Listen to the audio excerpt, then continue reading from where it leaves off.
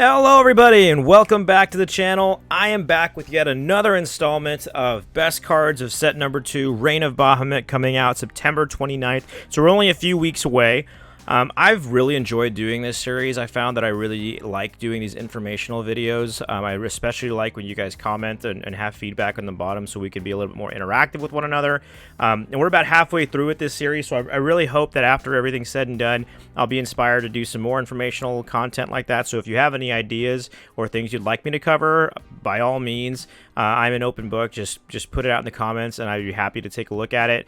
Full disclosure, we're on Forestcraft now, and I want to let you know that there's not a whole lot of cards. This is probably my shortest list of new cards, and that is because I don't want to just add cards onto the list for the sake of creating a longer video. I want to only showcase cards that I actually think are good or have potential, and I don't think Forest actually starts taking off and starts being a true more meta contender, I guess, until at least Uma Musume, which comes out December 8th, 2023. So not that far away from Reign of Bahamut, but we're only covering set 2, so with that being said, we are going to go straight into the first card of today, Christalia Lily. This is a 2-cost follower with 1 attack, 3 defense, and a fanfare effect that reads, look at the top 2 cards of your deck. You may reveal a Pixie follower or Christalia follower from among them and add it to your hand. And then you put the rest on the bottom of your deck in any order. Really solid effect already, I think. It lets you dig a little deeper into your deck, and 3 defense on turn 2 is also kind of nice. This card can also evolve for 2 play points, and when it does, you can choose an enemy follower your opponent has and put that follower on the bottom of the deck. That is very, very strong. This is really similar to another card Forest already has, Rose Gardener, which pretty much does the same thing, except it returns a chosen follower to the hand, which is not as good in my opinion. However, I don't think that Lily replaces Rose Gardener in any way. I think you end up playing both to complement one another, and so that you almost always will have an evolution single spot removal at your disposal at all times. So I think Lily is a really, really strong addition to Forest. And like I said, I mean, I think for the foreseeable future, Lily is going to be in Forestcraft deck. So look out for it. It's going to be a silver, so it's going to be very easy to pull. But yeah, new mainstay on the roster for sure. Moving on to the next new Christalia follower, Christalia Tia is a 2-cost follower with only 1 attack, 1 defense, and a fanfare effect that reads, Combo 3, put a Christalia Eve into the field. Christalia Eve is a 4-attack, 4-defense vanilla token. No effect, but getting this thing out for free is pretty nice. I mean, 4/4, nothing to scoff at. Going back to Tia, though. You know, you have to combo 3, so you have to play 2 other cards before you summon Tia to get the Eve out.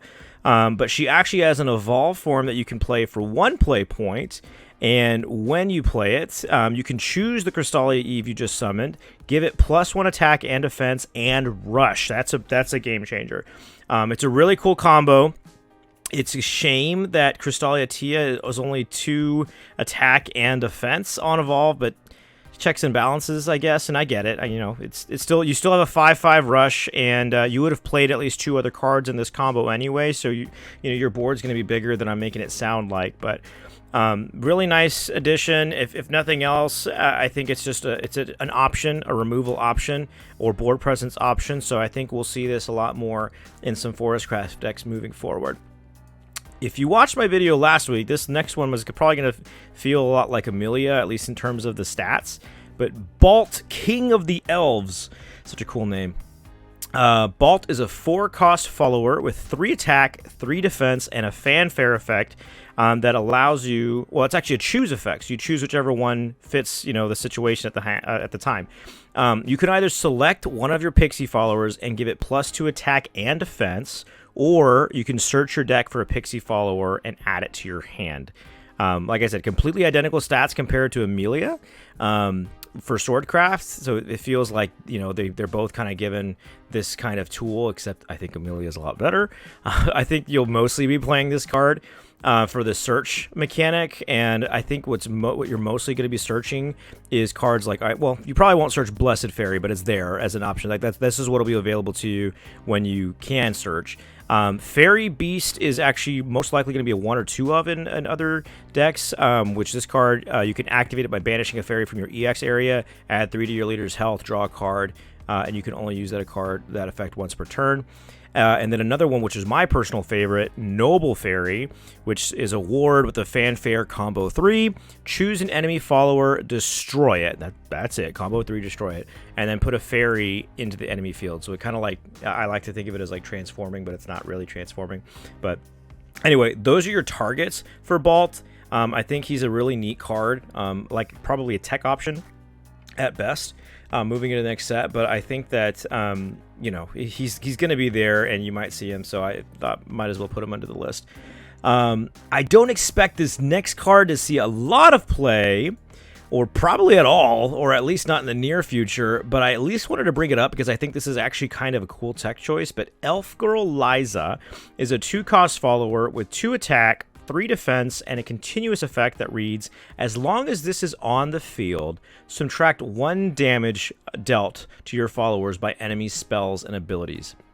So a friend of mine actually sent this to me, half joking and half serious, I think, but he sent it to me because in BPO1 format, Forest kind of loses really, really hard to almost any Runecraft variant, but especially D-Shift or Spell Chain variants of the deck. The reason why it loses that matchup is because fairies get picked off so easily by cards like Angelic Barrage, Angelic Snipe, or Fire Chain. Like their defense being 1 really hurts a lot. But Girl Liza can slow that down a lot. It makes Angelic Barrage completely useless. Angelic Snipe only does 1 damage, and it's not likely to be relevant in the matchup if it's only doing 1 damage. But anyway, I think this card is certainly worth mentioning, and I hope you agree. I'm excited to see it come out. It's almost kind of like in other card games you'd say like a floodgate, but yeah, anyway, I think it's a really neat card worth looking into. And anyway, I mean, that's really all I have for you guys today. Like I said, I know there's not nearly as many cards I wanted to bring up with Forestcraft, but the ones I did bring up today, I think that you actually have a chance of seeing in decks for BPO2 format. And when Uma Musume comes out in December, I think that's where this deck really starts taking off, and you really need to start considering it as something you're going to run to in nearly every tournament. And going back to what I said in the beginning about informational videos, I really like doing these kinds of series. So if you guys have any suggestions of informational videos you'd like me to do in the future, please comment, subscribe, let me know. Comment, subscribing, sharing with your friends is really the only way I can help grow this channel. So anyway, guys, that's all I have, and I will see you in the next one.